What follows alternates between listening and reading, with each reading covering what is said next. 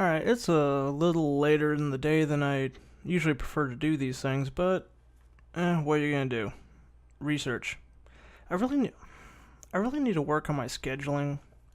Like right now, I in this sort of habit where I do my research for on the articles I want to cover,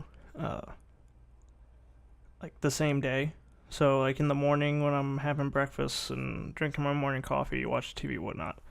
I cover, read the articles that kind of stand out. Do a little fact checking. So that's the thing too. I never like taking articles at face value. So if they say, if someone says that a provision in a bill is going to cause this or that, I usually like to actually go to the actual, like the bill itself, to the sub-paragraph in the line and, find out what's actually there. But that takes time, particularly for one of the things I'm going to cover today. And yeah, I always already burn up a minute. I don't know. I might cut this out. I don't know. Anyway, let's get on to things. First story up for today is that more changes are coming to Trumpcare. Also, in case I haven't mentioned it in the last few minutes, hang on, I lost my timing here. Let's take two. In case I haven't mentioned it in the last few minutes, Paul Ryan is a fucking asshole. I mean, seriously. Alright. According to an article from Think Progress, on Sunday, Paul Ryan announced that he would be willing to make major changes to Trumpcare this week. I believe I added Trumpcare. Yeah, I did. But he's refusing to push back the vote in the House. See, what makes that, of course, significant is that the vote is planned for Thursday.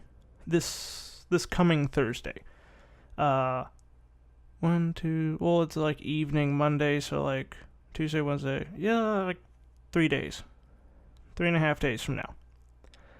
And so far has not released, at least to the public, any idea what those changes are going to be. Considering that they're trying to get the support of the true right-wing crazies, it's probably not going to be good. But anyway, I digress here. See, that's the thing. Okay, he's going to make major changes to this bill.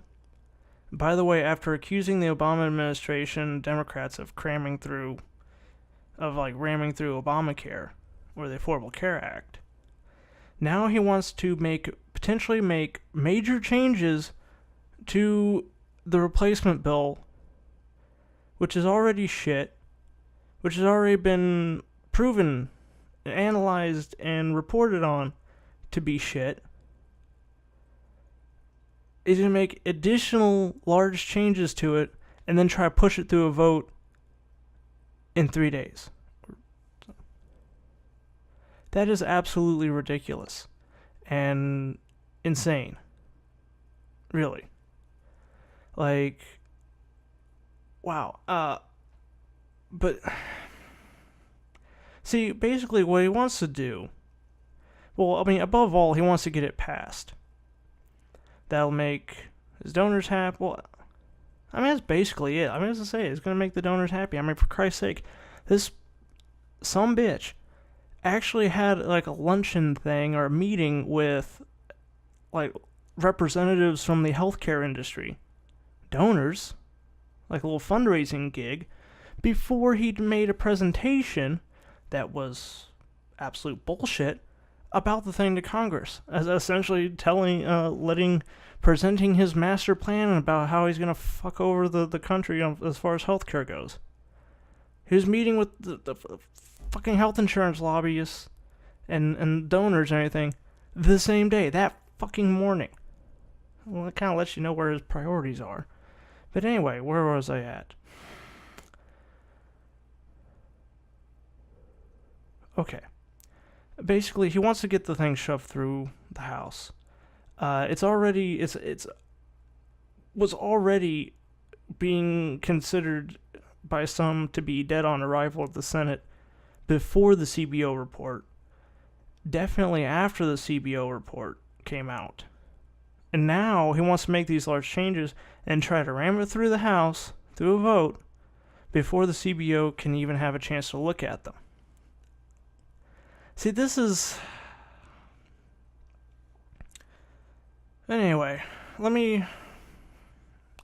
They go on. He made a statement about this and everything, and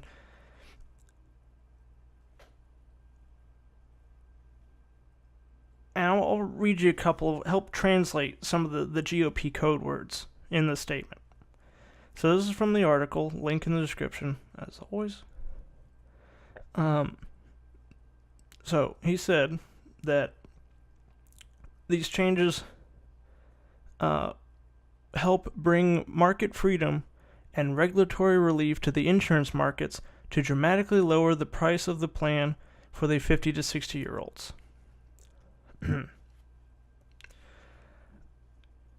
Okay, now that, on its face, okay, well, market freedom, regulatory... See, it seems fairly innocuous. But see, it's full of code, which I will translate. This is the code words that they like to use on the right.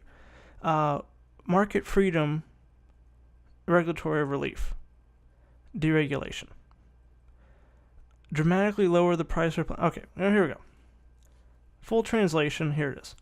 Cut regulations even further, allowing insurance companies to offer plans that cover less conditions or treatments and have higher deductibles and out-of-pocket costs, and possibly lower lifetime spending caps. Because fuck old people, essentially. Like, that's... It really, really does no good for my anger level whenever these people say shit like this, because it's absolute bull. It's easy to see that it's bull. Like, that was one of the main things. Like that was like their big plan. Oh, how are we gonna make things affordable? Well, we're gonna remove restrictions. Yeah, restrictions that required the plans to meet a fucking standard. Alright, so that you wouldn't have to worry about... Yeah, I mean, what if they deregulate to the point where, okay, well, the plans for the elderly are cheaper because they don't cover half the shit that most elderly people normally have to deal with. They don't cover treatment for dementia or Alzheimer's. They don't cover treatment for osteoporosis or rheumatoid arthritis or things like that, which is very possible. And that's always like the Republicans always like to freaking drag their nuts around and act like they're manly men and tough guys. But really, when it comes, especially when it comes to dealing, granted, Democrats are a bunch of wusses too. But especially when it comes to dealing with companies, my God, they are spineless. Because this is always their answer. Oh, we'll deregulate. That'll bring prices down. We'll deregulate. Who said that they're going to bring the prices down with that when they don't have the regulations? No one. There's absolutely no guarantee. There's no promise or guarantee or even encouraging impressions that these insurance companies are going to actually bring down the premiums voluntarily. Why would they do that? That's not their goal. Their goal is to make more money. And if they can offer plans that cover less and still charge, what is the average, somewhere around $14,000 a year? You bet your sweet ass they're going to do it. Because they don't give two shits about actually providing health care. They want to make money. Alright, and I know some people might hear that and be like, oh, you're just doing those anti-business people. You don't know how companies work and all this. Like, no. A corporation, and I tell like, oh, corporations are evil. Well, because they essentially, I wouldn't necessarily say a corporation is evil. What I would say is that a corporation is sort of inherently amoral. All right, because the people who run a corporation, the executives, board directors, whatever, they have a fiduciary responsibility to produce the largest return of investment for shareholders. That is the law. That is what they are required to do. That they're not required to provide a good service. They're not required to, not be fucking assholes and give a shit about the environment or their customers or their product. Their one and only specific job is to provide a return on that investment. So if you think that an industry is going with that in mind, with that sort of MO in mind, if you think an industry, you seriously think someone like the insurance industry is going to just voluntarily lower their premiums because they don't have to provide that extra coverage? No, they're not going to do shit. They're going to keep the premiums exactly where they are. And unless, that was one of the things with the Affordable Care Act.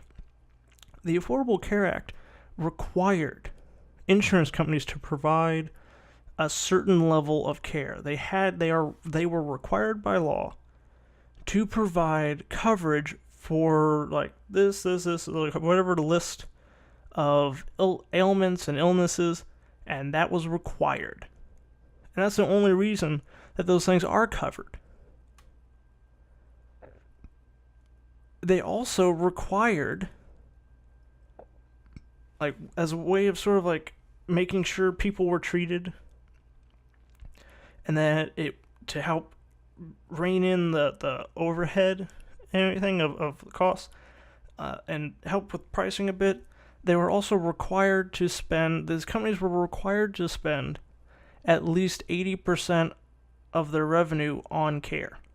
So they brought in $100 million, $80 million of it was required to be spent on patients delivering care.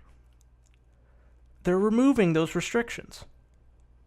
So the companies are now not legally required to provide a certain level of care or spend a certain amount of their revenue on coverage. So, trust me, they're not gonna.